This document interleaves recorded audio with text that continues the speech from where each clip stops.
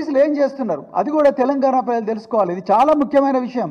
మన మహిళల రక్షణకు సంబంధించిన విషయం, మన బిడ్డలకు సంబంధించిన విషయం, కుటుంబాల రక్షణకు సంబంధించిన విషయం. మహిళలు ఏం చేస్తున్నారు? ఇప్పుడు పోలీసు వాళ్ళు ఏం చేస్తున్నారు?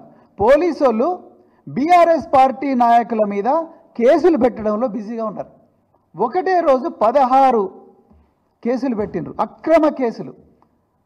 కాంగ్రెస్ ఈ రాష్ట్రానికి పట్టిన చీడ అంటే కేసు, రేవంత్ రెడ్డి డౌన్ అంటే కేసు, కేసీఆర్ జిందాబాద్ అంటే కేసు, కేటీఆర్ జిందాబాద్ అంటే కేసు, రైతులకు రుణమాఫీ రాలేదంటే కేసు, మహిళలకు పావుల వడ్డీ రుణాలు రాలేదంటే కేసు, మహిళలకు 2500 రూపాయల డబ్బులు ఇస్తా అంటే ఎక్కడ పోయిందంటే కేసు, కళ్యాణ లక్ష్మిలో తులం బంగారం ఎక్కడ పోయిందంటే కేసు, స్కూటీలు ఇవ్వలేదంటే కేసు, ప్రతి దానికి కూడా కేసు.